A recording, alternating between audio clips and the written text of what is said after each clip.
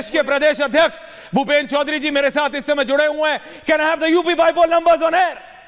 उत्तर प्रदेश के बाइपोल के नंबर्स फूलपुर में मैट्राइज दिखा रहा है टफ है, बट भूपेंद्र चौधरी जी आप आगे हैं। मंझावन में टफ है लेकिन बीजेपी आगे है। करल मैनपुरी में अखिलेश यादव स्वर्गीय नेताजी के गढ़ में भूपेंद्र चौधरी जी आपके नेतृत्व में उत्तर प्रदेश में बीजेपी आगे है। कठेरी में टफ है लेकिन बीजेपी आगे है, यह मैट्राइज दिखा रहा है। कुंदरकी मुरादाबाद में टफ है लेकिन बीजेपी आगे है। गाजियाबाद में बीजेपी आगे है। मीरापुर में आरएलडी आगे है। खैर में बीजेपी आगे है। सीसामऊ में टफ है लेकिन समाजवादी पार्टी आगे है।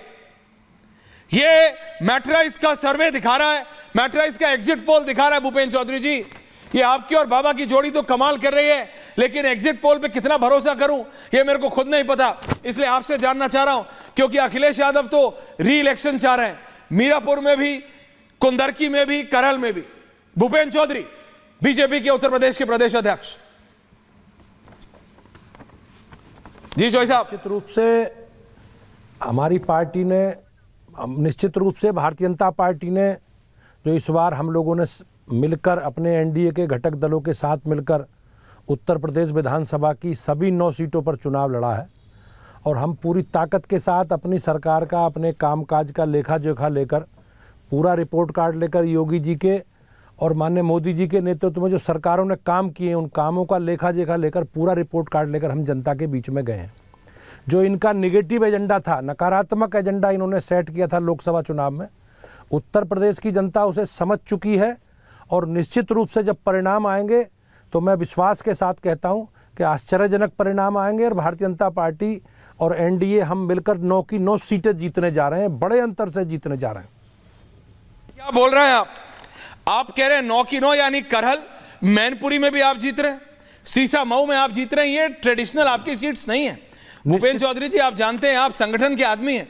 सीसामऊ आपकी सीट नहीं रही है, कुंदरकी आपकी सीट नहीं रही है, करल आपकी सीट नहीं है, फूलपुर, आप ये सारी सीटें जीतने जा रहे हैं, आप ये कह रहे हैं। निश्चित रूप से जो हमारी तैयारी है और हम जिन मुद्दों को लेकर जनता के बीच में गए हैं, अपने कामकाज का जो हमारा रिपोर्ट कार्ड है, लेखा जोखा है, उसे लेकर हम जनता के बीच में लगातार हम जनसंपर्क कर रहे हैं।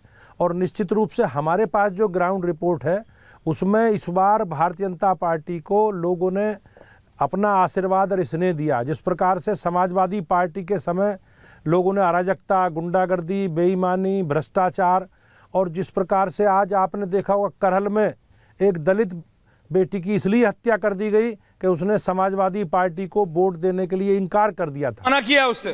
चौधरी साहब रोक रहा हूं आपको, लेकिन पुलिस ने मना किया है, उत्तर प्रदेश की पुलिस ने मना किया है। वो परिवार का एलिगेशन है चौधरी साहब, लेकिन पुलिस मना कर रही है, पुलिस के लिए नहीं, हमारी इन्वेस्टिगेशन में ये बात नहीं है। निश्चित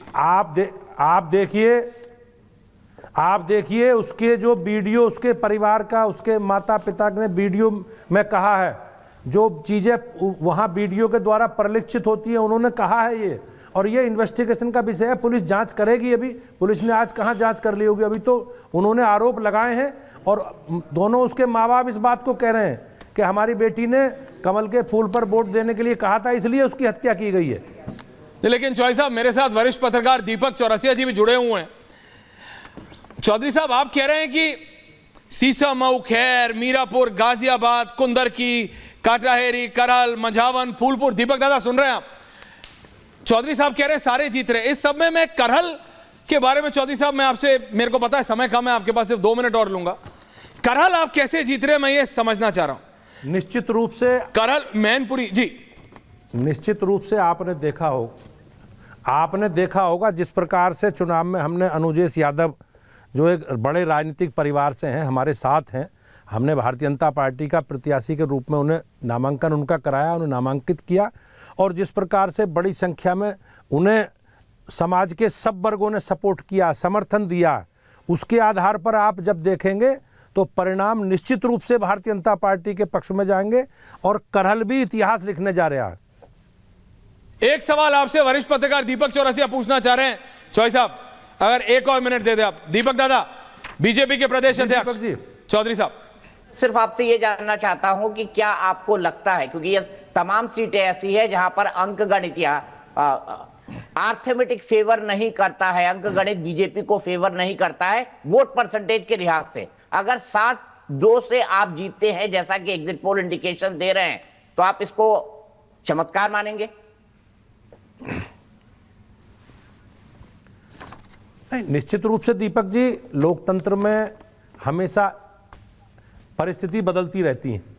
ऐसा नहीं है कि जो जीतने वाले हारते नहीं और हारते वाले जीतते नहीं, ये नहीं होता। लोग हमने अपनी बात अपने संगठन के द्वारा अपनी सरकार का कामकाज का लेखा जोखा लेकर हम लगातार उन सब सीटों पर लगातार हमने काम किए हूँ। उत्तर प्रदेश आज बदलता हुआ उत्तर प्रदेश सबके सामने है, और अब जब परिणाम आएंगे तो निश्चित रूप से उन सारे विषयों को कहीं ना कहीं ये प्रदर्शित होता हुआ दिखाई देगा। हमारे पास जो ग्राउंड रिपोर्ट आ रही है उसमें भारतीय जनता पार्टी एनडीए के हम सब साथियों के साथ मिलकर बहुत अच्छा करने जा रहे हैं, और उत्तर प्रदेश में इतिहास बनता हुआ दिख रहा है इस बार। नहीं, इतिहास, मैं आपसे बस एक और सवाल ये पूछ रहा हूं चौधरी साहब, क्योंकि ये जिन्होंने सर्वे करा है ना, मैट्राइज वाले मनोज सिंह, वो भी आ गए हैं, मेरे बगल में बैठे हैं। दीपक दादा, आप कह रहे हैं मनोज सिंह जी 7-2, चौधरी साहब कह रहे हैं पूरे 9 के 9।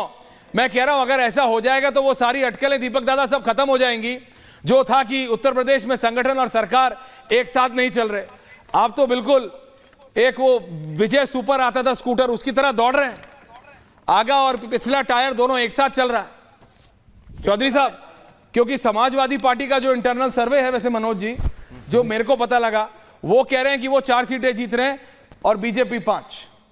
चौधरी साहब, अब तो कोई दिक्कत नहीं सरकार और संगठन के बीच में। दीपक जी को भी रखिए, 4 पीपल ऑन है, थैंक यू।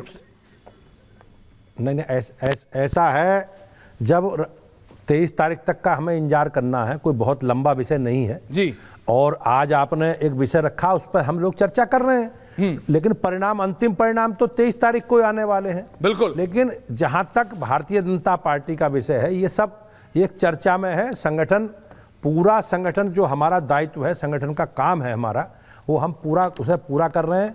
सरकार हमारी एजेंडे, जो हमारा कमिटमेंट है, जो हमारा संकल्प है, वो सरकारें हमारा उस एजेंडे को पूरा कर रही हैं।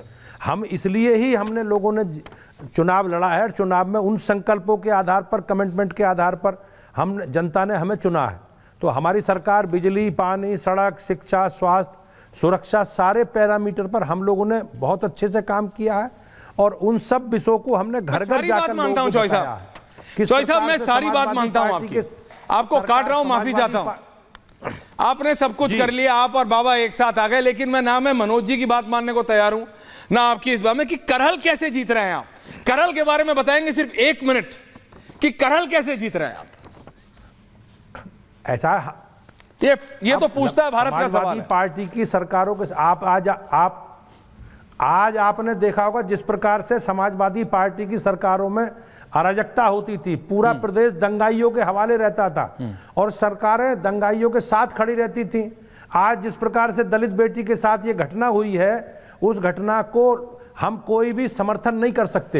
ये हमारे लिए दुखद है सभ्य समाज में, और इनकी अराजकता को लेकर लोग अब जान गए हैं, और जो इनका निगेटिव एजेंडा लोकसभा में इन्होंने चलाया, लोग उसको समझ करके पूरी ताकत के साथ एनडीए के साथ उत्तर प्रदेश में जनता खड़ी है। और आप देखेंगे इतिहास बनेगा। करहल में भी भारतीय जनता पार्टी, करहल, सीसामऊ, कटेरी, कुंदर की सभी सीटें बड़े अंतर से चुनाव जीतने जा रही।